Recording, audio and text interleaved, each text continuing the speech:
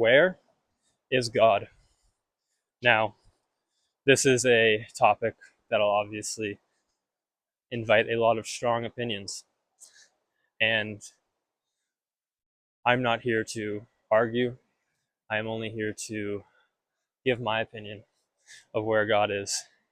And I think all the major religions can agree on where God is. And I think in ways they all disagree, but in other ways they all agree. And in one way in particular. And I don't mean in the ways they disagree. I don't think, they all believe it's a bearded man in the sky with omnipresence and who is omnipotent and knows the number of every hair on our head and so on and so forth.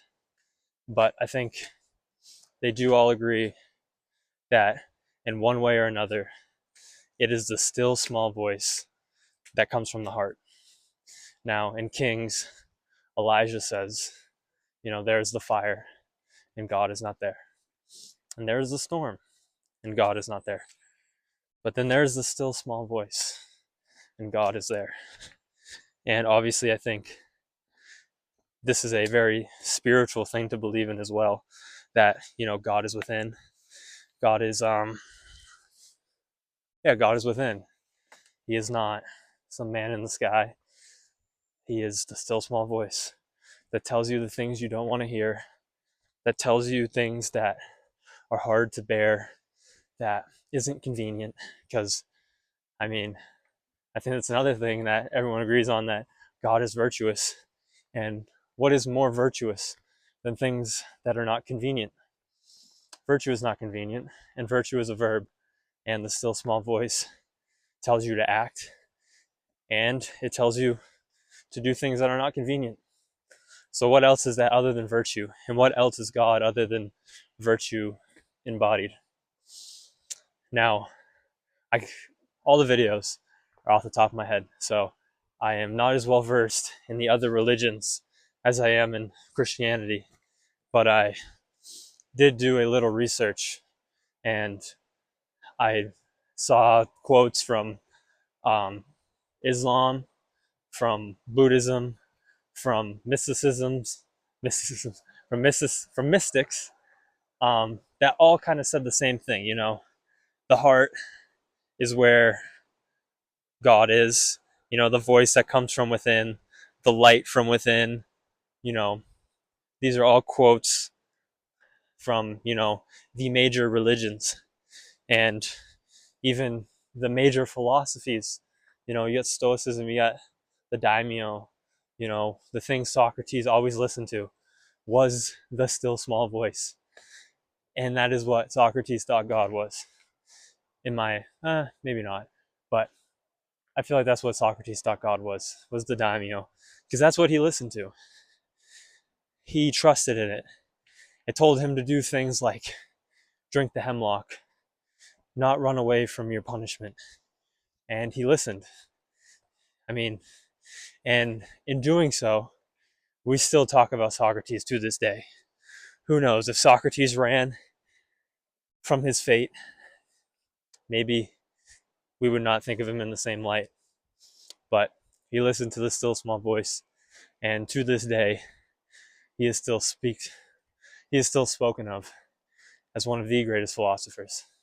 And he is talked about a lot by the other greatest philosophers, from Plato, from Socrates, from Epictetus, Seneca, Marcus Aurelius, Aristotle, Spinoza,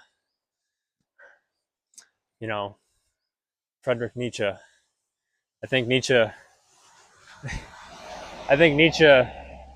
um, only talks about Socrates when he says that the only reason Socrates was virtuous is because he was so ugly. Um, but he still talks about him, so we'll give him that. But yeah, where is God? I think He is in the still small voice. He is within each and every one of us. And, that can seem corny or very spiritual or very third eye, shroom trip-esque. But I mean, I think all the major religions talk about it. I think all the major philosophies talk about it. And I think even in our modern day and age, so many people talk about it. They don't listen to their brain. They follow their dreams. They are not even like that, but they just listen to that thing inside of them that is yearning for expression. Carl Jung also talks about this in length about, what is, well, James Hollis says it, but he's a Jungian analysis. And he says, what is seeking expression in you? Let that out. And what is that other than the still small voice? What else seeks expression in you other than that thing that, speaks and tells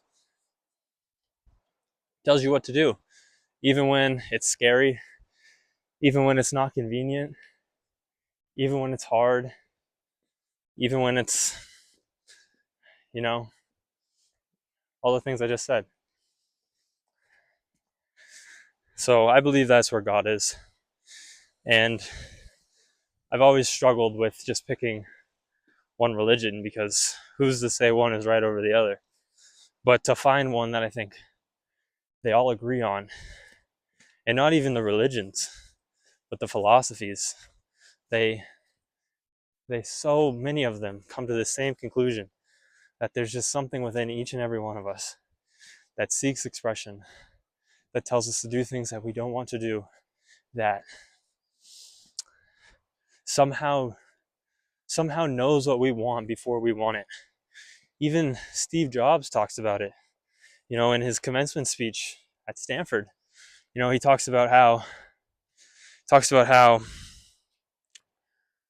you have to trust your intuition, because somehow it already knows what you want to become. What is trusting your intuition other than trusting the still small voice? And just trusting that in the end, the dots will connect. It'll all make sense.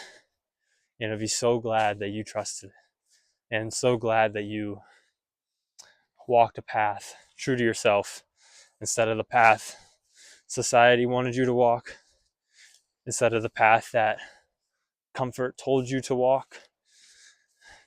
Because there's so many easy paths to walk in life. But what people don't tell you, and what we don't understand until it's too late, is that the easy path is so often the hard path. It's just the hard comes in the future. And it comes when it's too late to change, when it's too late to go back and, change our ways and go for a life of meaning. That's when it becomes hard. When, we're about to retire and we realize we never listened. We never went for it. We never tried. We just played it safe to what? Die in the end? I mean, I don't know who says it, but there's that guy who's basically says, like, why play it safe? I mean, he's like, why play it safe? Life is dangerous. You're going to die. Like, which is trite and obvious, but how many of us play it safe? How many of us just never take the risk? And not taking the risk, we die before we get buried. But the main point I wanted to make is just how I truly believe that God is in the still small voice. And it's our duty to listen to the still small voice, even when it doesn't make sense, even when rationally we can't explain why it wants us to do what we want to do. But we just have to have faith that it's all going to work out, that everything's happening for a reason. That reason is for the best. And I think in the modern day and age, I think, yes, there's still wars going on. And courage is that still. But I think more in the modern age than in antiquity, courage is listening to the still small voice, taking the risk, jumping into discomfort in a world where comfort is so easy. That is where courage is. And to listen to God, listen to the still small voice, to listen to your heart, it takes courage because it's scary, it's unknown, it's so many things that are not natural to a being that just wants to survive. We are just animals, and our instinct is to survive. And when we can say a path where survival is almost guaranteed, it's hard to tell yourself, no, that is survival, but that is not living. I want to live. I don't want to merely exist and survive. I want to live. And that's what you do when you listen to the still small voice. That's what you invite into your life when you get out of comfort and you seek discomfort in hopes of a life of meaning and in hopes of something more. So I urge you to listen to that still small voice. And you may ask, how do I tune into that? Just ask it. Ask, what do you want me to do? And truly ask. Don't just superficially ask. Give yourself, 15 minutes of solitude, a pen and a paper, and ask, what do you want me to do? And something will answer. And let me just tell you, it's not going to be the thing you want to hear. It may tell you to quit your job of 10 years. It may tell you to, I don't know, go talk to that person that you've always wanted to talk to. It may tell you to go have that conversation that you've been not having because of how awkward it's going to be and how you might ruin a relationship. It will tell you something, and it most likely won't be convenient. And it's going to be up to you to listen to it, because no one else is going to come along and listen to it for you. And no one else is going to come along and nudge you and say, hey, I heard what the still small voice said. Why aren't you doing anything? Because no one else hears it. It's up to you. Your life is in your hands. And it's up to you to live or merely exist. Choice is yours.